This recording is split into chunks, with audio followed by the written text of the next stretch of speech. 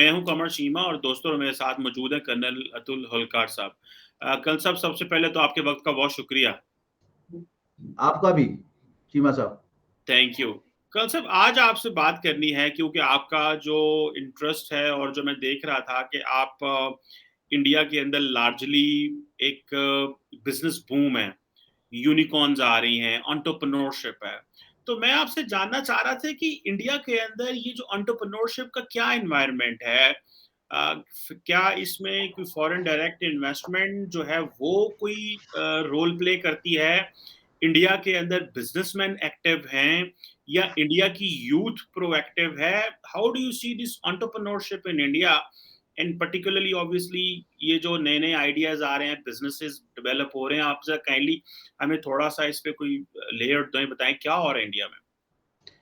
देखिए चीमा साहब, एक तो पहली बात अपने को ये समझनी पड़ेगी कि इंडिया की जो इकोनॉमी है, नॉमिनल जीडीपी टर्म में देखें तो वर्ल्ड की 5th लार्जेस्ट इकोनॉमी है। और अगर आप परचेज पावर पैरिटी पे देखेंगे तो 3rd लार्जेस्ट इकोनॉमी है। और ये जो एंटरप्रेन्योरशिप है या स्टार्टअप इकोसिस्टम जो कहते हैं ना, वो आइसोलेशन में नहीं होता, वो ओवरऑल इकोनॉमी का पार्ट होता है। And it allows, if the economy is doing well, then it allows other set of people to get into entrepreneurship and startups and everything. And also one of the major things is कि क्या आपकी जो government की policies हैं वो आम जनता के लिए, एंटरप्रेन्योर के लिए वो किस तरीके से है, क्या वो सपोर्टिव है।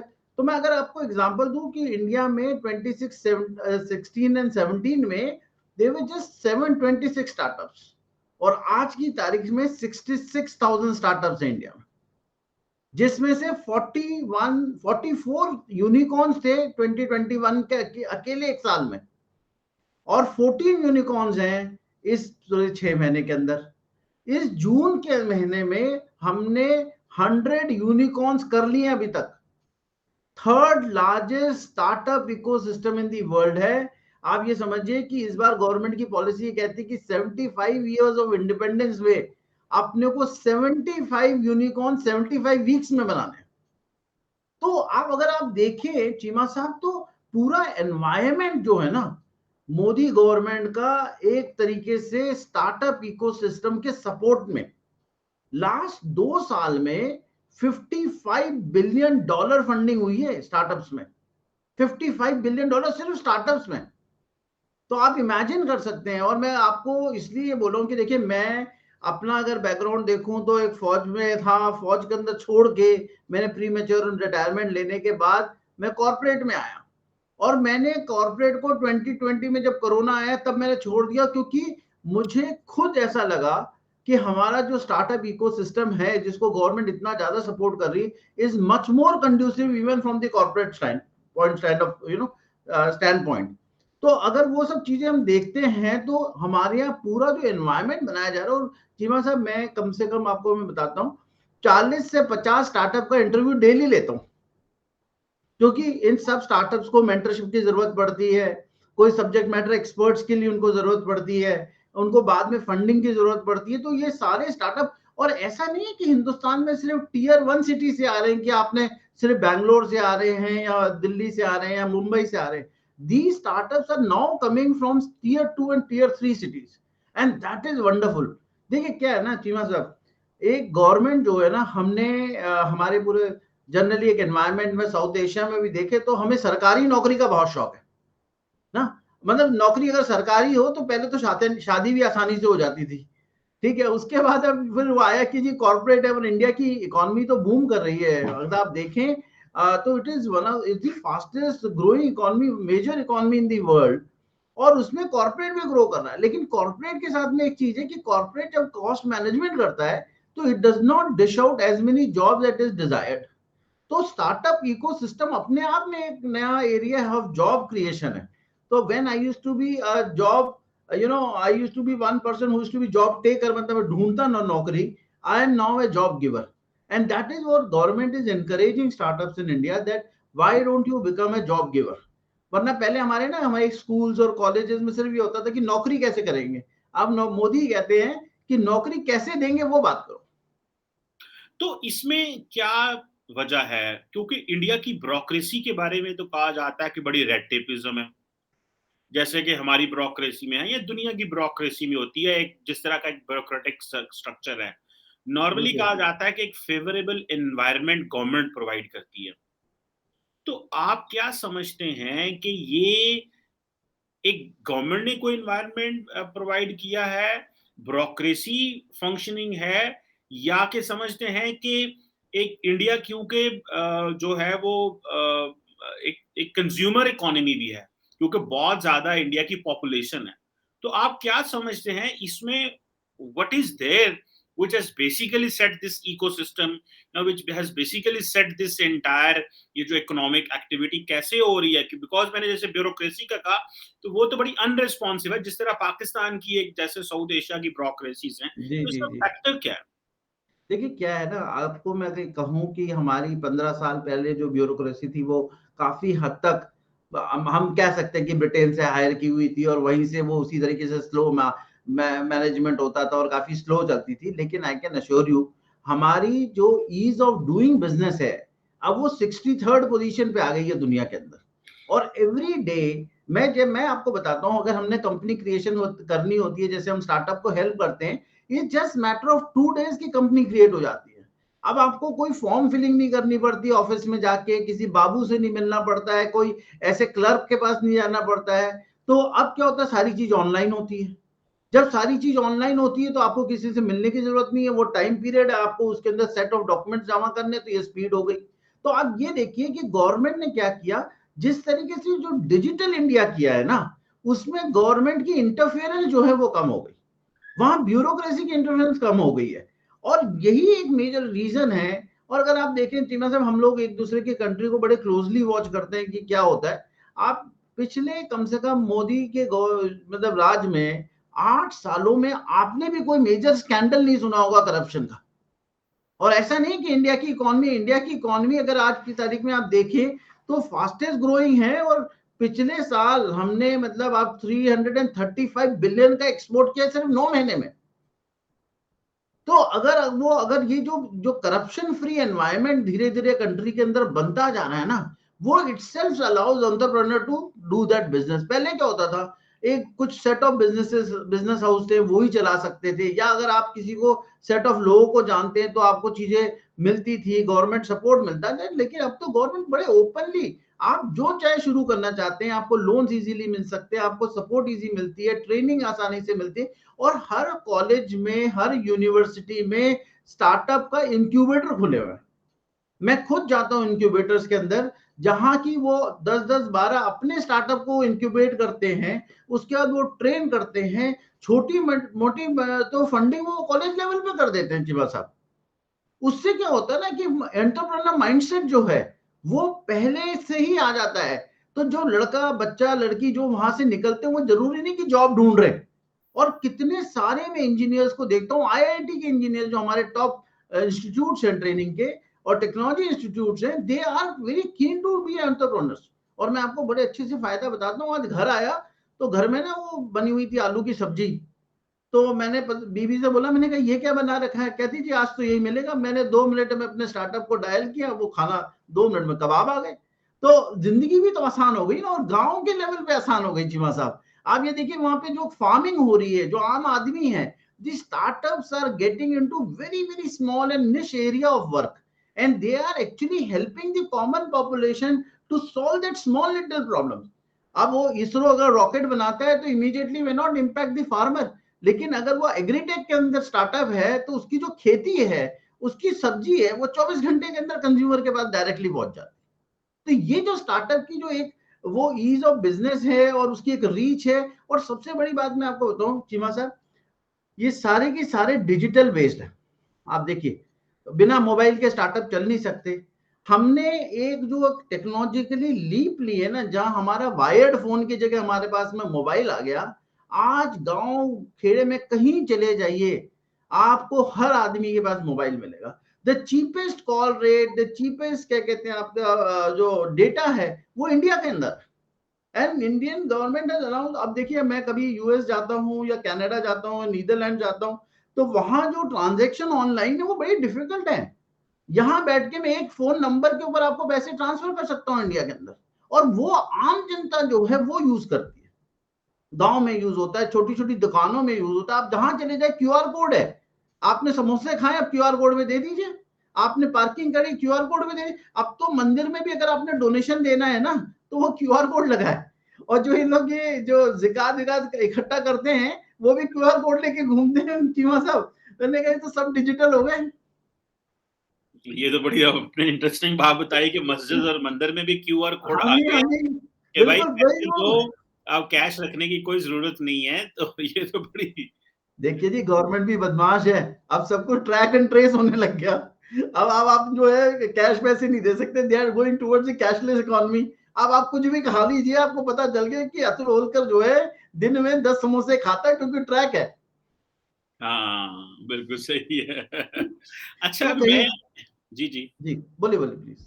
मैं देख रहा था कि मैं आर्टिकल पढ़ रहा था एक इंडिया में, उसमें वो मेरा ख्याल है जो यूनियन मिनिस्टर हैं of state for electronics and IT, Rajeev Chandrasekhar साहब, जी उन्होंने कहा कि उन्होंने एक बेसिकली ब्रेकिंग न्यूज ही दी है। उन्होंने कहा कि जो शादी.com एक वो वेबसाइट है जहां पे जी जी लोग शादी के लिए वो करते हैं, तो उन्होंने कहा कि आपको पता है कि जो शादी.com है उसमें जो मोस्ट सर्च्ड वर्ड है वो आईएएस और आईपीएस ऑफिसर नहीं है, वो है स्टार्टअप फाउंडर या वो है स्टार्टअप एम्प्लॉई या स्टार्टअप फाउंडर्स। तो आप क्या देखते हैं कि इंडिया के अंदर ये जो एक एक कल्चर है या एक इकोसिस्टम शादी का इसको कह ले कि हाँ जी, वही चेंज हो रहा है कि लोग अब लड़कियां या लड़के वो ये नहीं देख रहे कि भाई हमें आईएएस ऑफिसर चाहिए या आईपीएस ऑफिसर चाहिए, हमें भाई स्टार्टअप फाउंडर चाहिए जिसके पास पैसा है या जो मुलाजिम रखते हैं। तो ये क्या डेवलपमेंट है, जरा हमें इस ये भी हमारे से शेयर करें। जीवन साहब इसमें दो चीज बताऊंगा। देखिए पहले क्या होता था ना, अब आप आपसे क्या छुपाना, हम लोग तो एक ही साथ अपनी अंग्रेजी बरतानवी जो हमको विरासत मिली थी उसके अंदर हमारी ब्यूरोक्रेसी आई थी। तो हम्म, आईएएस आईपीएस में फायदा ये होता था कि बहुत सारे पैसे होते थे। अब वो पैसे चले गए। अब यहाँ पे वही लोग हैं जो कि आप समझिए कि लेटरल एंट्री है आईएएस आईपीएस में। साथ में अगर आपने काम नहीं किया तो government can chuck you out, you can't be a dead wood in the system. And they are very clear instructions on that. Corruption है ही नहीं। अब मतलब आप कर लीजिए कि आप अपने अपने रिस्क पे कर रहे हैं, अगर करप्शन कर रहे हैं तो वो ना अट्रैक्टिवनेस ऑफ मनी तो चला गया। yes, there is an authority, there is a dedication, now the bureaucracy is more responsible towards its people, that is important, but fact of the matter is जो अब जो रोमांटिज्म है या वो एक जो ग्लैमरस है या वो फास्ट ग्रोथ और पैसा है वो डेफिनेटली स्टार्टअप से। मैं आपको बताता हूं, जैसे हायरिंग में होती है हमारे यहाँ कॉर्पोरेट की, तो पहले क्या होता था चीमा साहब, अगर आपके यहाँ 3 महीने 4 महीने का भी गैप आ गया ना आपकी नौकरी में, आपने एक कंपनी से दूसरी कंपनी में जंप किया, तो वो बड़ा क्वेश्चनेबल सा होता था कि आपने क्या किया। लेकिन अगर अब लोग कोई लिखते हैं कि मैंने अपना स्टार्टअप स्टार्ट किया और 2 साल लगाने के बाद नहीं बना और मैं वापस जॉब में आ गया, तो it is welcome. In fact now it is being seen very positively that you have enough of risk taking capabilities and you learn much faster in the startup. So देखिए वो पूरी जो सोच है ना वो बदल रही है और बहुत तेजी से बदल रही है। बिल्कुल ठीक है। तो आप क्या समझते हैं, आपने एक बात की करप्शन है ही नहीं है, करप्शन हो ही नहीं रही। मैं इन चीजों को टेक्निकली ये तो सवाल मानने में आता नहीं है कि करप्शन हो ना, क्या ये मीडिया मैनेजमेंट नहीं है प्राइम मिनिस्टर मोदी की, या परसेप्शन मैनेजमेंट नहीं है उनकी। अब देखें ना, 7-8 साल हुए हैं मोदी साहब को, 8 साल तो नहीं, हाँ 8 को 1 साल हुए हैं मोदी साहब को आए हुए। अच्छा, 8 साल में क्या ऐसा जो है वो हुआ कि 180 डिग्री शिफ्ट आ गई कि इंडिया के अंदर अब करप्शन ही नहीं रही। मुझे तो ऐसे लग रहा है कि ये वो जो प्राइम मिनिस्टर मोदी की जो बीजेपी की मीडिया मैनेजमेंट और परसेप्शन मैनेजमेंट है, आप कहीं उससे तो नहीं मुतासर हो गए। नहीं नहीं नहीं जीवा साहब, मैं बहुत कम लोगों से मुतासिर होता हूँ, आपसे जरूर हुआ हूँ। नहीं ठीक है, ये मैं नहीं। आपको ये बताता हूँ कि देखिए क्या है। आप जैसे मैंने आपको कबाब का बताया, हो सकता है मेरी बीवी ने मुझे आज 2 कबाब खाने को बोला, मैंने 3 खा लिए, उसको बताया नहीं मैंने। लेकिन वो बहुत स्मॉल स्केल पे है। जो लार्ज होता था ना कि कभी डिफेंस प्रोक्योरमेंट हो रही है, आपने रफेल खरीद लिया और उसके अंदर बिलियंस ऑफ डॉलर्स खा लिए, वो टॉप से जो है ना वो खत्म हो गया। वो एक एग्जाम्पल जो है अक्रॉस दी स्टेट्स वो जाता है। जहां जहां बीजेपी के स्टेट्स है, इतना तो मैं आपको बताता हूं कि वहां तो डर का माहौल है। ठीक है, अब छोटा मोटा अगर दरोगा वहां पे बैठ के कुछ हो रहा हो तो I am not saying that it is, हम एकदम ही एक दिन में पायस हो गए और मोदी जी से डर गए और लोगों ने कहा कि जी ऐसा नहीं होगा, ऐसा नहीं है। लेकिन जो एक लार्ज स्केल पे एक नॉर्म था, अब आप देखिए, अगर आपने किसी क्लरिकल स्टाफ से मिलना नहीं है, किसी बाबू के पास जाना नहीं है, आपने अपने फॉर्म्स भरने हैं, आपको कोई अप्रूवल नहीं चाहिए। आईटी में आपके नाम का भी पूरा को हाइड किया जाता है, आपको आईटी का बाबू डायरेक्टली आपको नहीं अप्रोच कर सकता। सारी चीज डिजिटलाइज हो जाती है ना चीमा साहब, तो वो बहुत फर्क करती है। पहले क्या होता था, when you had to go to the government office, you had to stand in the line, then the palming of the greasing the palm used to be a very normal thing, कि आपको अपनी line को तेज कराना है तो आप वहां पहुंच गए आगे, जब आपने जाना ही नहीं है। मुझे तो पता ही नहीं कि मैं बैंक में कितने साल पहले गया था, मुझे यही नहीं मालूम कि मेरी इलेक्ट्रिसिटी का बिल तो ऑनलाइन पेमेंट होता है, और वो भी अब चिप लगी हुई है, तो जो चिप लगी है मीटर के अंदर उसका मेरे को रीडिंग मिल जाती है। हर चीज तो ऑनलाइन है, इतनी ज्यादा। और उससे ना जो ह्यूमन इंटरेक्शन है ना चीमा साहब, देखो आदमी मतलब इतनी आसानी से तो हम बदलेंगे नहीं चीमा साहब, आप ये समझ लीजिए। लेकिन अगर आप वो गैप कवर कर दें जहां की डायरेक्ट मीटिंग ही नहीं है, तो आप कंपैरेटिवली बेटर हैं। अच्छा, एक आप बार बार बात कर रहे हैं और बात कर रहे हैं जी के आईटी टेक्नोलॉजी, लोग पढ़ लिख गए, ये हुआ वो हुआ। कल साहब, आप क्या समझते हैं कि ये जो सारी की सारी गेम है, ये अगर इसका ताल्लुक जो है वो तालीम से है, तो इंडिया के अंदर बहुत सारे लोग तो पढ़े नहीं है। अगर 60%, अगर आपका जो लिटरेसी रेट है अगर 60% या 65% है, तो इट मीन्स के एक बहुत बड़ा हिस्सा जो है इंडिया की आवाम का, आबादी का, वो तो इस सारे प्रोसेस से बाहर रह गया।